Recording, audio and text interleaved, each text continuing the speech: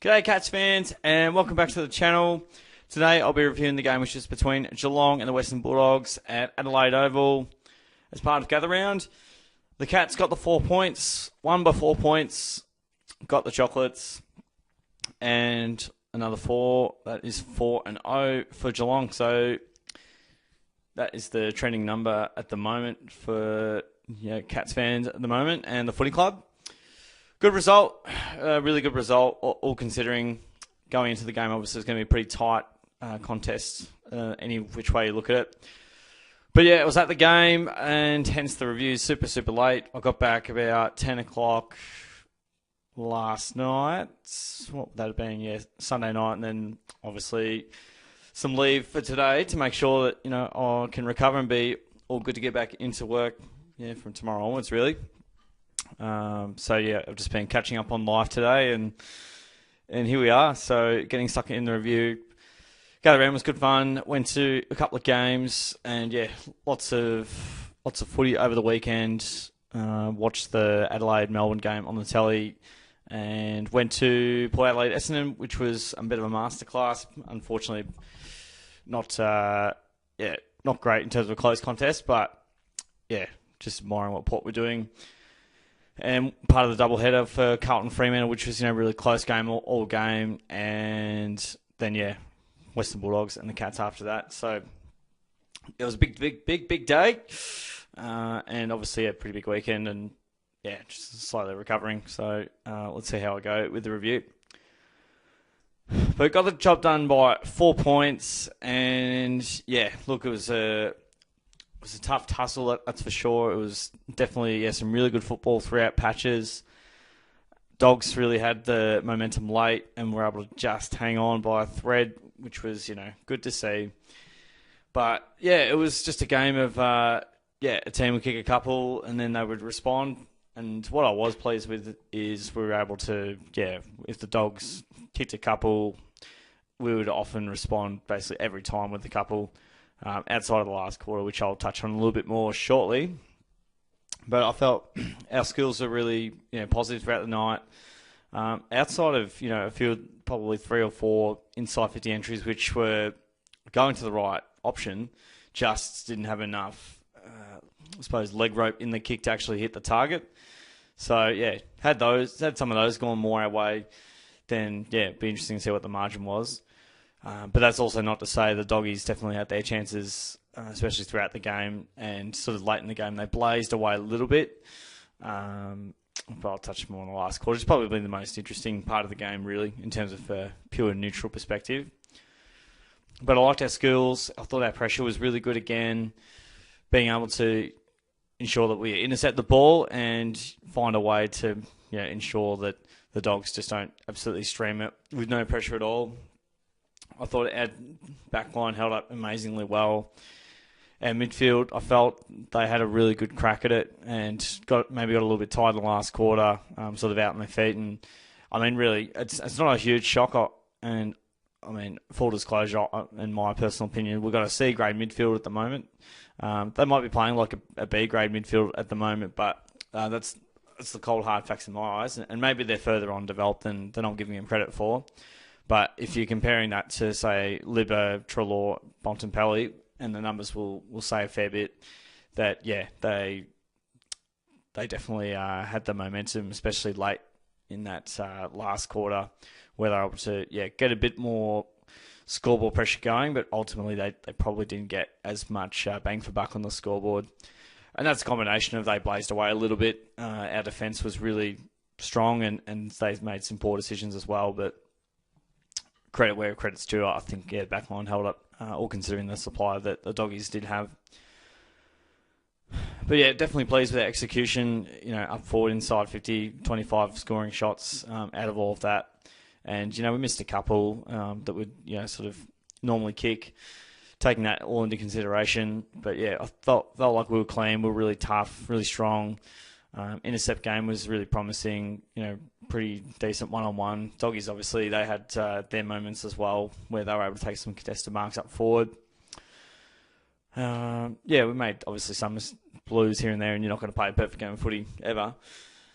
But yeah, I think what we did really well is gave ourselves a really good chance and a great step ladder to get out to 28 points. And there were a couple of times where we were so close to just not burying the game, but making it almost beyond doubt.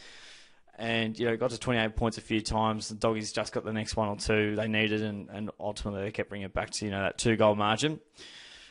But, I mean, if you don't get out to that 28-point lead, it's probably... Yeah, so, I look at this game, and whilst it was very frustrating watching the last quarter, just seeing the Dogs absolutely tear us a new one, I also acknowledge how even the competition is. I acknowledge that we did the work early on in the match to be able to get out to, that a 28-point lead, as we can see, sort of late in that third term with, some individual brilliance, and we'll get to that definitely aided our opportunity to sort of win. And, had the game been played a little bit longer, Doggies probably get over the line. But, even late, we have a few chances here. You can see Ollie Henry, 35 out, bit of an angle, misses it, and then Stanley misses that. So, you can look at it a few different ways. If they convert those, then all of a sudden, it's a little bit more interesting. And then the Doggies, they got one, with just over a minute to go with Bailey Williams and, with some of their bits and pieces. So, it's all about just taking your opportunities. If one of those two goes through from Stanley or Henry or both of them go through, then all of a sudden you're looking at a 3-goal game. But I full on expected going into the game, I reckon we're going to win just either way. Whichever team wins, it's going to be under 2 goals. And we found a way to get the 4 points, and that was the final margin in the game. All right, let's have a look at some of the numbers, and I suspect some of these will be blown out a little bit just based on the last quarter dominance that the Dogs had just around the coalface. So, and I think it is probably a big concern from the Cats, and which we'll talk about shortly in terms of clearances. Doggies plus 27 with the ball, so they were able to extract a little bit more, get to the outside a bit. From there, inside 50s. I was quite surprised we led inside 50s. It definitely felt like the Doggies had about 60 or 70 inside 50s, especially with the way it was going in that final term. We used the ball slightly better than the Dogs did, so that's some good pressure from us, and also slightly better execution. Efficiency inside 50. So, the Dogs were decent when they did have it in their forward half. We're 45.5. So, Doggies did right down back. Some really good work from Jones and Karmas as well. Free kick counts 16-14 to the Dogs. I almost want to say stuff every week when it comes to umpiring, but there was some interesting non-decisions. Trips not paid against Bontempelli, and Mark's not paid within the last 2 minutes, but I won't get too upset. Be a bit trickier, a bit more of a pill to swallow. Not getting the job done. I'm sure Fremantle can attest to that when they have control of the game for 98% of it, and then umpiring gets involved, or lack of being able to make the right decision. All right, so hit-outs, Cats got the job done there. Clearances, this is a bit of a concern for us throughout the night. So 9 extra clearances to the Doggies, able to get it done in the centre clearance, and stoppages around the ground have been a bit of a weakness on our stance. Was surprised to see that the contested ball was pretty close and even, but again, we're mucking in pretty hard for most of the night. And when we get out to that 28-point lead, you don't really think about that you're dominating the contested ball. And ultimately, when you get field position, you've got first crack at it. And the whole point of the game is to have it in your forward half and have it on your terms for long enough. And the Cats are able to do that. And I'll be able to sort of show that with the amount of time we're in front. Uncontested ball, Doggies got a little bit more on the outside there. Turnovers was probably key to this. So, whether that was through Dogs' decision-making, Cats' great defence, Cats' pressure, they had 10 more turnovers. Marks was somewhat of a lowish marking game, but the Doggies had a little bit more on that side of things. Marks inside 50 pretty even. Usually it's one-sided. But when you get a game this close, a lot of things pretty even. Contested marks, same as Marks inside 50, and in front for 120 to 125 minutes. So, it had all the makings of that Fremantle game where we probably got out to a slightly bigger lead in terms of the 28-point margin. But, if this round hasn't shown anything to go by with how even the comp is, I don't know what kind of can. But I was very pleased that we were up for so much of the match. And, I'd have to see how much we've been in front for the first 4 weeks. I'd suspect most teams wouldn't have been in front for more than 25 minutes, if that. So I'm going to retrospectively check that. Not on this, but I'm sure I'll shoot a message to the guys. I don't mind shooting through some numbers. Tackles, Doggies worked really hard, so they probably, in terms of distance, they were able to, outpossess us, out-tackle us. So Dogs obviously had a real red-hot crack at it. Definitely a lot of running from them. But one percenters, we do the one percenters really well. That's all of those, little hand spoils and those sorts of like bits and pieces where we can just minimise the opposition, streaming forward, irrespective of the pressure. And the pressure we applied was a real positive feature throughout the night and has been over the course of the first 4 weeks, which has helped us to be 4-0. So that's a bit of a wrap-up of the game as well as how the team went collectively. So we're going to, I suppose, some stats from individual stance and go into some detail on the votes, which were really tough, or always pretty tough. Jeremy Cameron for the 3 votes for mine. He had the 2 goals for, 27 touches, 8 marks, nearly 700 metres gained, goal assist, 96% per time on ground.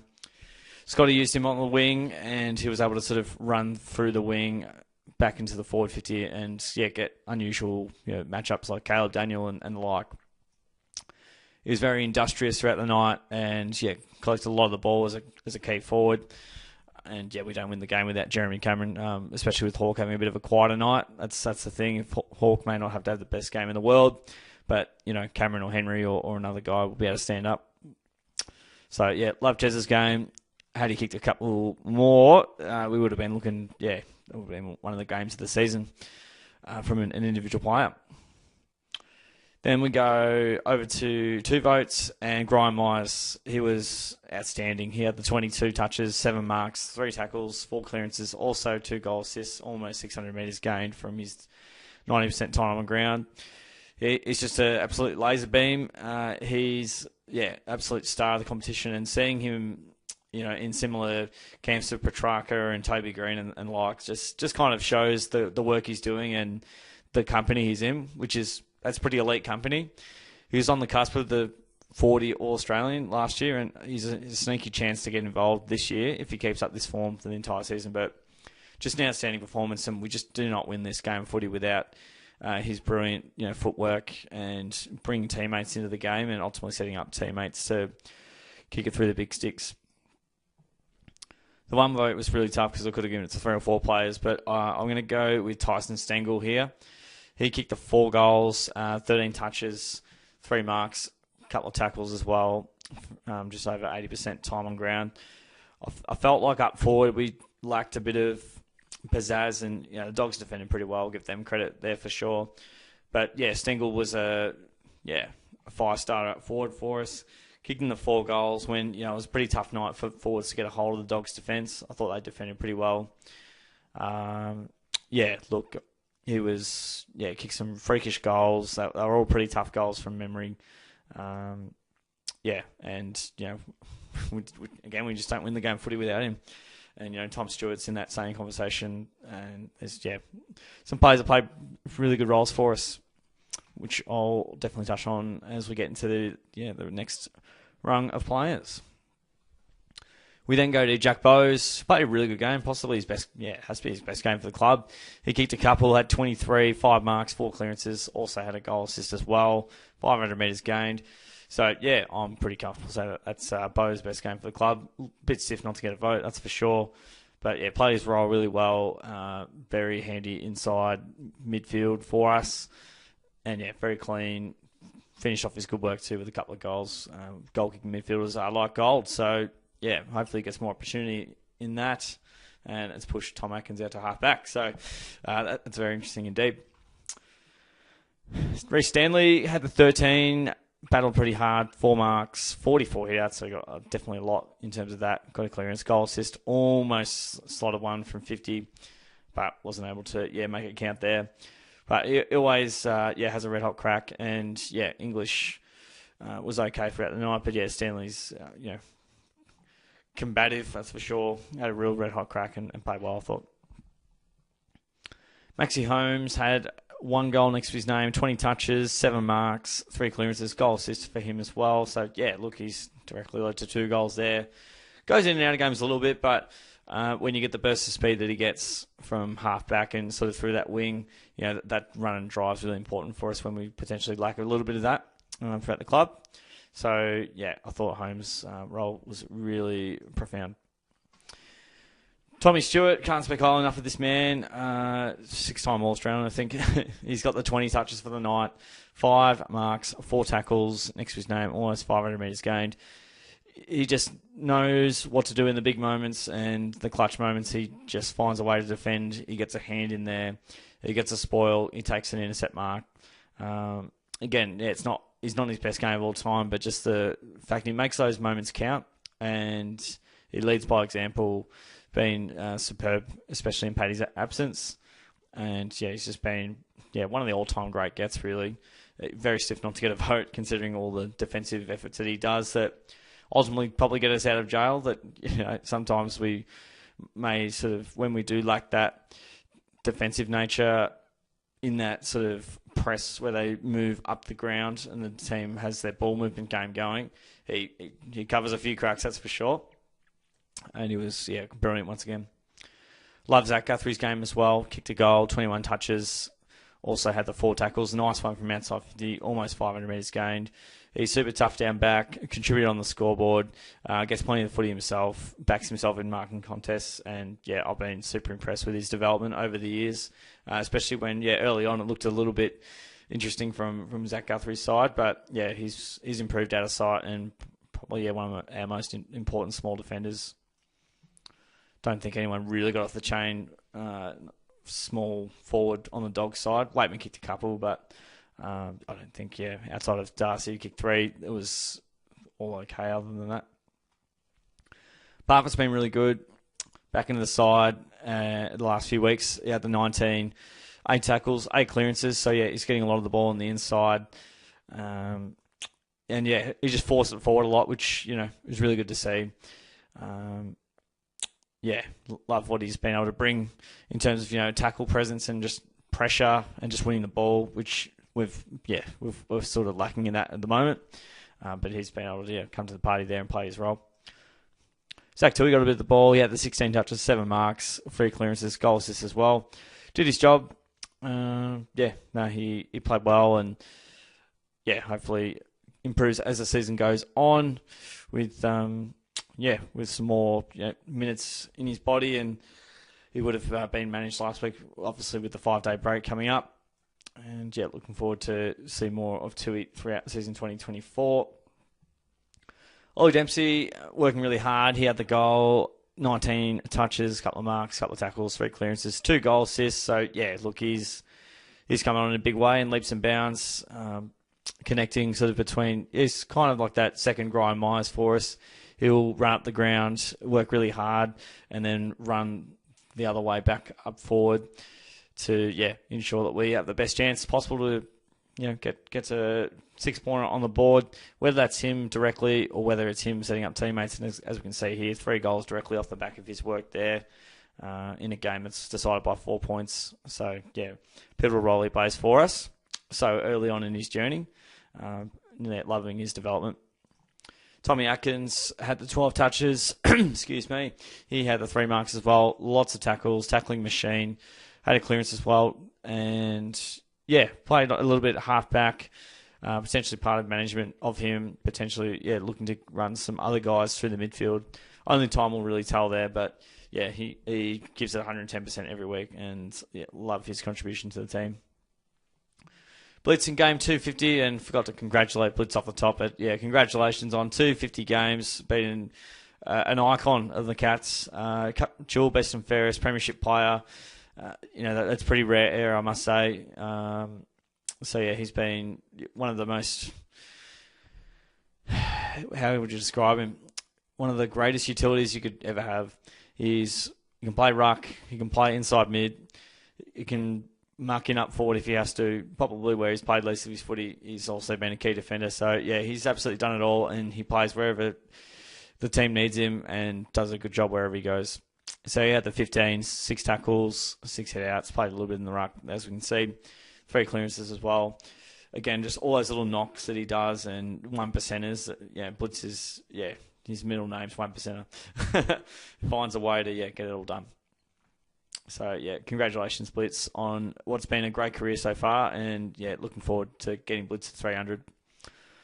Tanner Bruin had the 18. He had 3 marks as well, 7 clearances, 3 tackles, goal assist in there too. Yeah, his game was pretty solid by his standards. And, that was from 67% game time. So, he finds a way to rack up the footy and also, resting him and making sure that we get the right amount of minutes into him and develop his tank as time goes on.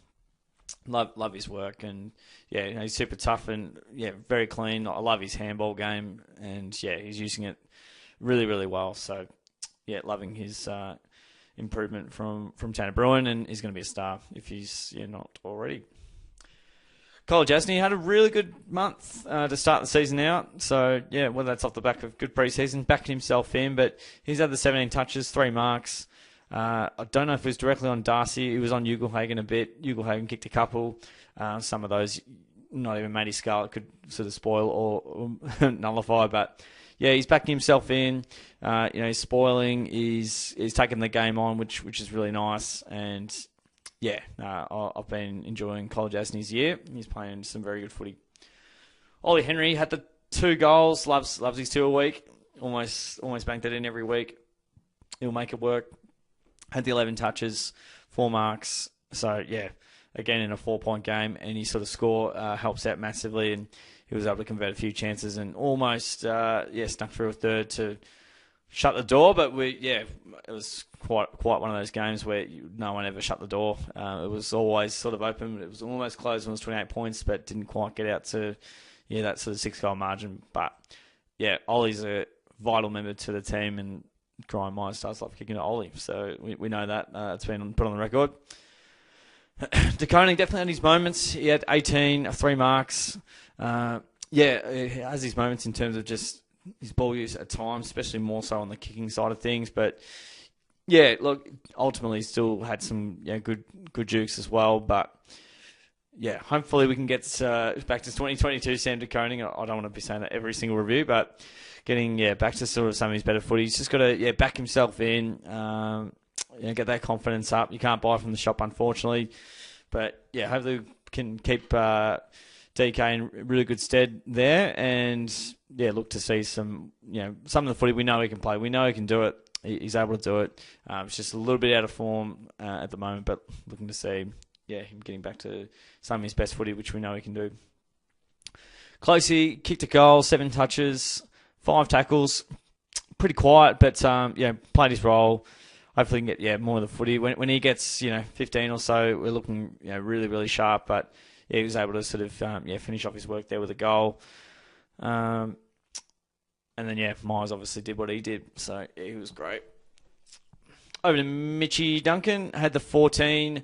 A couple of marks in there, 3 clearances, goal assist. Didn't get a stack of the footy from 80% game time. So, they must have shut him down really well. He could have also been pretty bugger from the 5-day break. That's not impossible. Getting a little bit older, Mitch. I think he's 33 this year. Hope I'm not calling him too old there. But, it was exceptional the week before against the Hawks. Jack Henry, 9 touches, 5 marks, really steady and really solid down back. Darcy obviously kicked 3. I don't know. Again, I don't really see who's on who unless someone's kicked 5 or 6 and I'll go, oh, they're on so-and-so. But, didn't really get 2. I think it was 5 goals between the big forwards. I'd have to see if Norton kicked 1. But if you played on Norton, he did an amazing job. That's the thing with rolling defence. It's just different players playing different people at different times. Jai Clark had the 13 touches, a couple of tackles in there.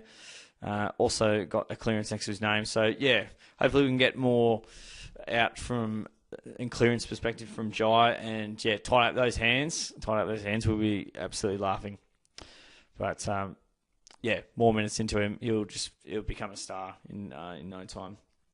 Over to the Big Hawk, very quiet night by his lofty standards, and he kicked a goal first week, 8 the last 2 weeks, and Liam Jones did a great job on him. Had the 6 touches, a few hit-outs inside 50 clearance, but very, very quiet for Hawk.